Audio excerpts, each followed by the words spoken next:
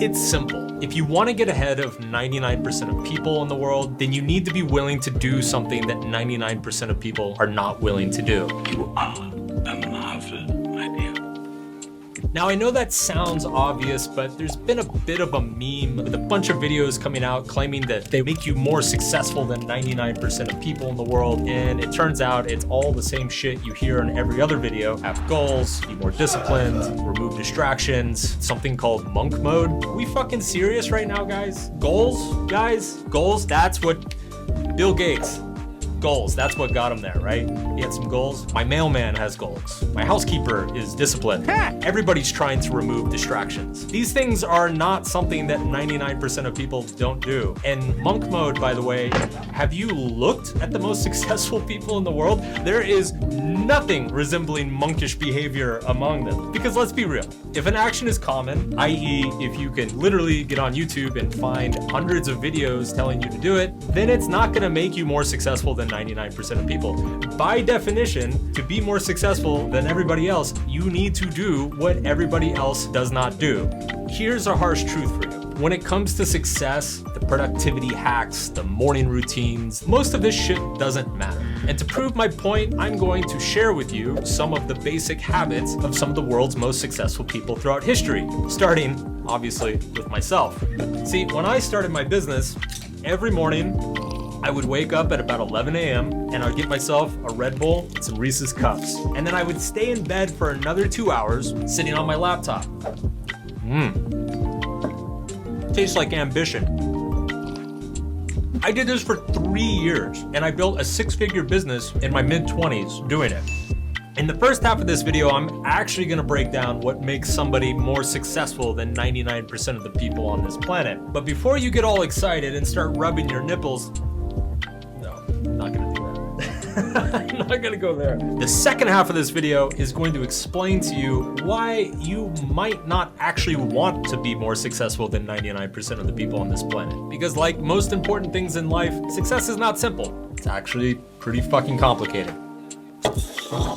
So let's get into it. If you actually want to be more successful than 99% of people, you have to, 1, have a contrarian idea, 2, be correct about that idea, and 3, execute on it massively. Let's start with number 1. Most people don't ever have a contrarian idea in their life. Let's be honest, most people just kind of go with the flow and agree with whatever their friends tell them is cool that week. But there is a significant minority of people in society that will think for themselves and come up with some contrarian ideas or buy into some batshit crazy theories. Which brings us to number 2. Of all the people that have contrarian ideas, the vast majority of those contrarian ideas are not going to be correct. They're going to be horribly wrong. They're going to be embarrassingly wrong. This is actually the most difficult part of achieving insane amounts of success. You have to disagree with everybody and then be right.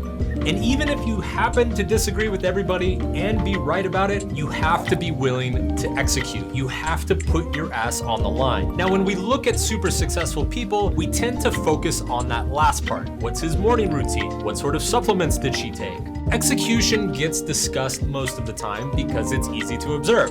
It's also easy to replicate. So while execution is incredibly important, it is not the thing that determines the magnitude of a person's success. Steve Jobs was not Steve Jobs because he woke up early and ate an assload of fruit. Steve Jobs was Steve Jobs because he believed a full decade before anybody else that one day a computer would sit on every desk and be in every office in the entire world. And he was correct about it. Warren Buffett, every morning, goes to the McDonald's drive-thru and gets the same piece of shit breakfast that you and I look down on. How is he not dead yet? Warren Buffett is Warren Buffett because consistently he has identified companies that were extremely valuable that most other people thought sucked. And then he bought them. And then he sat around eating fucking McDonald's and drinking Coca-Cola and waited a few decades, which by the way is another thing most people are not willing to do. And now he's the greatest investor of all time. Execution is overrated. If I can do one thing that will 100x my results, then the other 99 things don't really matter. But people don't like hearing this because it is unbelievably hard to find that one thing that is gonna 100x your results. They almost don't exist anywhere. So instead, we make videos about, morning routines and shit to eat. As if like eating the same meal that Kobe Bryant ate before basketball games is gonna make you play basketball like Kobe Bryant. Which, by the way, I actually have what Kobe Bryant ate before each of his basketball games. Orange or grape soda and a pepperoni pizza.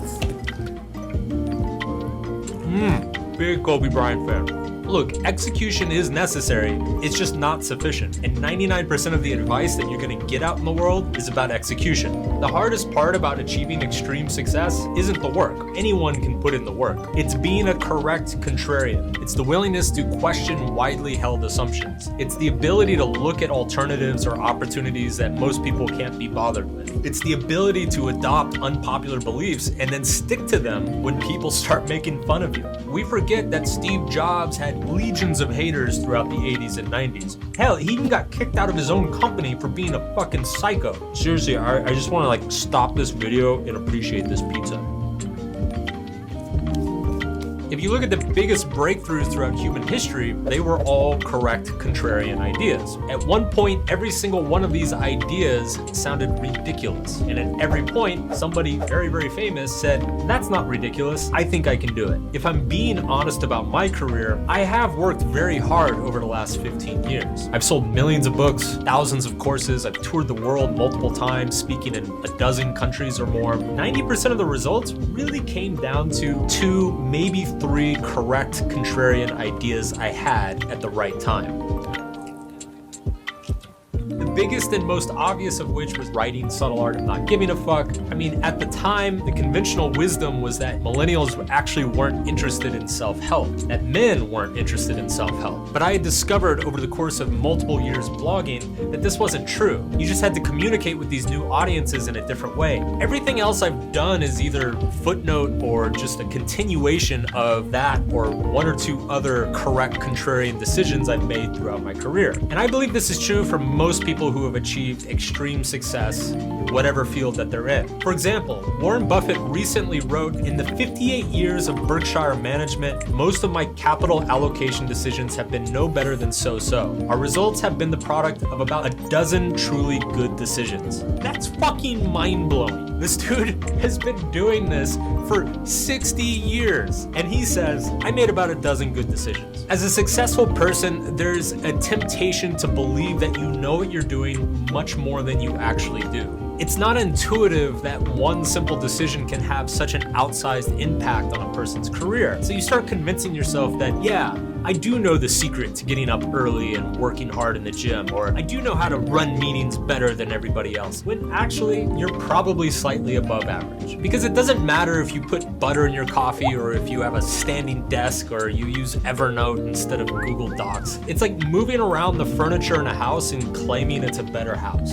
If you don't believe me, go out and meet 100 successful entrepreneurs. I guarantee they are not in the gym at 4:30 in the morning. They are not meditating 2 hours a day. Because the real world is much messier. It's also a lot more fun. Winston Churchill basically won World War II sitting in a bathtub drinking scotch all day. It's true, go look it up. Or like Thomas Edison, he would famously work for multiple days straight. He would sleep in his lab 1 hour a night. You wanna know what his secret was? Cocaine, not shitting you. That's why we have a light bulb. Oh yeah. Speaking of cocaine, let's talk about the downsides of extreme success, or why you might not actually want to get ahead of 99% of people. Now, the first and most obvious reason is nobody likes contrarians. I think a lot of people fantasize about extreme success because deep down they believe it's gonna bring them the validation and approval that they've always craved. But sadly, it's often the opposite that happens. I remember when I quit my day job in 2008 to work on my online business full-time, everybody thought I was fucking nuts. Like half of my friends in the corporate world basically stopped hanging out with me. I'm also pretty sure that a bunch of my family became convinced that I was like a drug dealer or something. Wonder where they got that idea.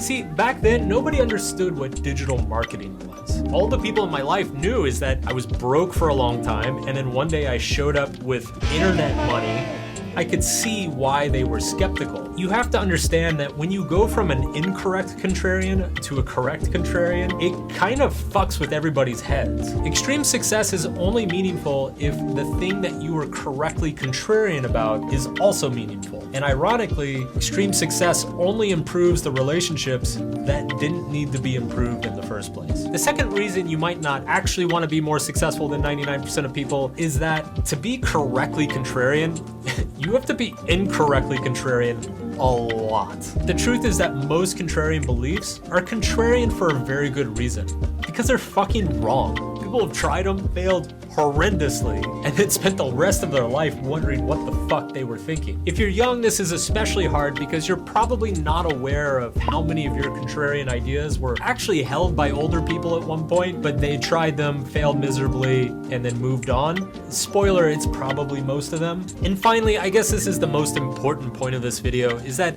extreme success is not gonna make you happy. In fact, success amplifies who you already are and how you already feel. So people who are angry and depressed, the success makes them angrier and more depressed. The people who have great relationships, the success makes their relationships even better. Ultimately, extreme success should not be the point. You should be motivated to pursue your correct contrarian idea because it's so important you can't imagine doing otherwise. If you just wanna get enough money to buy a nice car and spray a bottle of champagne on a girl in a bikini, that can be arranged. I know a guy.